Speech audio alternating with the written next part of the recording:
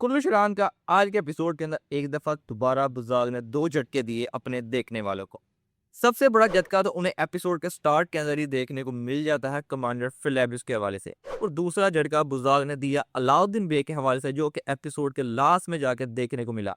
और एक सस्पेंस रखा उसी सीन्स के अंदर, ताकि आने वाले पूरे हफ्ते के अंदर वो सस्पेंस बरकरार रहे और आने वाले एपिसोड का लोग बेसब्री से इंतजार करें, और वो जो सस्पेंस होगा आने वाले एपिसोड के अंदर ही ओपन होने वाला है।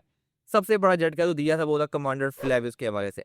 हर बंदा कमांडर फ्लेविस को यहाँ पर जिंदा देखना चाहता था, लेकिन बुज़ार्ग कैसा है कि जज्बात के साथ खेलता है, इमोशंस के साथ खेलता है अपने फैंस के। तो यहाँ पर उसने पहले उसको मार दिया, कमांडर फ्लेविस को। कमांडर फ्लेविस यहाँ पर मर चुका है। उसके बाद जैसा कि बुज़दाग माहिर है वैसे ही मुर्दों को जिंदा करने के अंदर अपनी इस सीरीज में, तो उसने एक दफा दोबारा यहाँ पर कमांडर फ्लेविस को जिंदा किया और यहाँ पर उसको सही सलामत दिखा भी दिया। लेकिन यहाँ पर ये जो सीन दिखाया गया जिस तरह फातिमा खातून और कमांडर फ्लेविस का, हो सकता है कि बहुत से लोगों को ये चीज़ मेरी गलत लगे या मेरी बात से इत्तेफाक ना करे, लेकिन मुझे ये सीन बिल्कुल भी पसंद नहीं आया। सीन बहुत ही ज़्यादा मुझे बुरा लगा कि कैसे एक लड़की यहाँ पर फातिमा खातून कमांडर फ्लेविस के साथ इस तरह बात कर रही थी। वहां पर उसका भाई अलाउद्दीन मौजूद था, वहां पर उसकी माँ मौजूद थी, उसकी भाभियां मौजूद थी, और वहां पर हकीम और दूसरे लोग भी मौजूद थे। उनके सामने वो जिस तरह कर रही थी बात कि तुम ऐसे नहीं जा सकते, मैं तुम्हारे बगैर नहीं रह सकती, इस तरह का सीन दिखाना नहीं था चाहिए। ये एक कमरे के अंदर दोनों होते, वहां पर इस तरह का सीन होता, वो फिर भी मतलब कुछ हजम कर लेता बात, लेकिन इस तरह सबके सामने इस तरह की बातें ओपन करना कुछ समझ से बाहर था। और वो भी इस सीरीज के लिए जो कि एक हिस्टोरिकल सीरीज है, और ऊपर से ये सल्तनत उस्मानिया जो उस्मान बे है उनकी बेटी का सीन इस तरह दिखाना, यानी लोगों को ये चीज दिखाना कि तब ये लोग ऐसे करते तो इस तरह इन सब की लव स्टोरी चलती थी, ये चीज बिल्कुल गलत है। बुज़ा को ये चीज दिखाना नहीं थी चाहिए इस तरह। ये सीन मुझे तो बिल्कुल भी पसंद नहीं आया।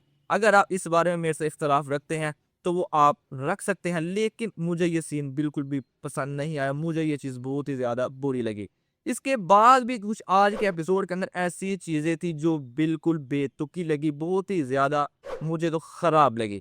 कि एक सल्तनत उस्मानिया जो इतनी ज़्यादा मजबूत हो चुकी है, यानी इतनी ज़्यादा उनकी फ़ौज है, उसके बावजूद यहाँ पर शहंशाह बे जो अभी-अभी उनके साथ गद्दारी करके गए हैं, वो इतने ज़्यादा ताकतवर हो चुके हैं कि वो इनके सरहदियों के ऊपर जाकर कब्ज़े कर रहे हैं, इनके इलाकों के ऊपर, और साथ ही साथ इनके सिपाहियों को मार रहे हैं।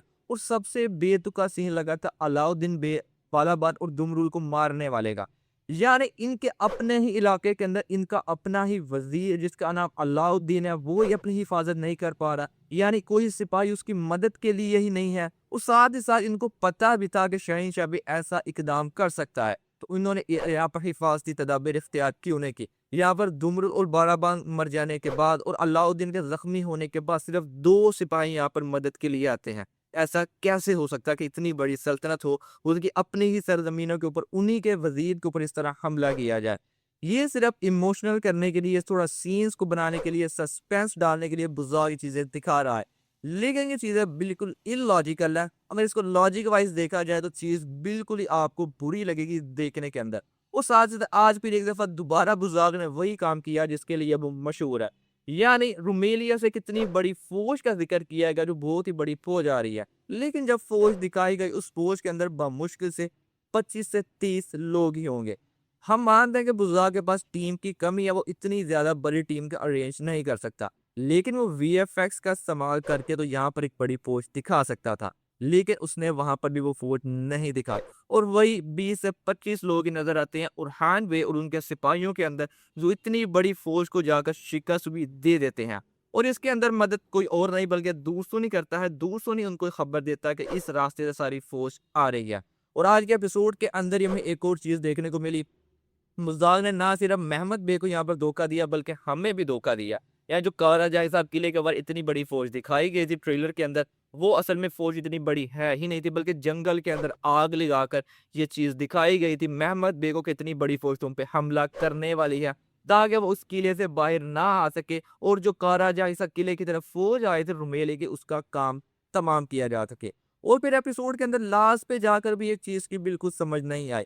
जिस वक़्त आऊजी अपने सिपाहियों के साथ बाहर आता है यहाँ को उनको मारने के लिए, जहाँ पे इन्होंने मंसूबा तरतीब दिया था उरहान बे ने, यहाँ पर जारकुताई बे के साथ मिलकर कि जो बाज़ंतीनी फौज थी उनको मार दिया गया था। उन्हीं के कपड़े अपने सिपाहियों को पहनाकर आपस में लड़ रहे थे ताकि उनको ये लगे कि हमारी फौज आ चुकी है जो हमारी मदद के लिए, और आऊजी बे जाके वहां पर इनकी मदद करेंगे। ये सारे का सारा मंसूबा था। यहाँ पर आऊजी बे फंस जाते हैं और उरहान बे यहाँ पर आऊजी बे का भी काम तमाम कर दिया।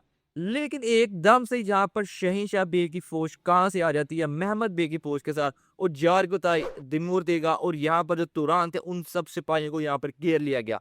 और दूसरी तरफ जहाँ पर आऊजी बे को मारा गया था वहां पर शहींशाह बे खुद दमीर खान के साथ अपने सिपाहियों समेत वहां पर आ जाते हैं। ऐसा कैसे? यानी मंसूबा तो सारा यहाँ पर उरहान बे ने तरतीब दिया था, तो एकदम से इतनी बड़ी फौज यहाँ पर कैसे इनकी आ गई, इस चीज की बिल्कुल भी समझ नहीं आई। और साथ ही साथ अलाउद्दीन बे के हवाले से जो सस्पेंस रखा है बुज़दाग ने, यानी उसका भी सीन ऐसा ही दिखाया कि जैसे अलाउद्दीन बे मर चुके हैं। और अब इसके जो ट्रेलर आएंगे, ट्रेलर के अंदर भी आपको कोई भी चीज देखने को नहीं मिलने वाली। अब इसका जो है सीन होगा जिस तरह कमांडर फ्लेविस का सीन आपको देखने को मिला था एपिसोड के अंदर ही, इसका भी वहां पर ही देखने को मिलेगा। और एक और चीज थी जो आज के एपिसोड में देखने को मिली, वो थी जिस वक्त बूरसा से अलाउद्दीन बे, बालाबन और दुमरुल निकलते हैं शहींशाह बे से मिलने के लिए, उससे नेक्स्ट सीन ही वही था कि ये उनके कबीले के अंदर भी पहुंच चुके हैं।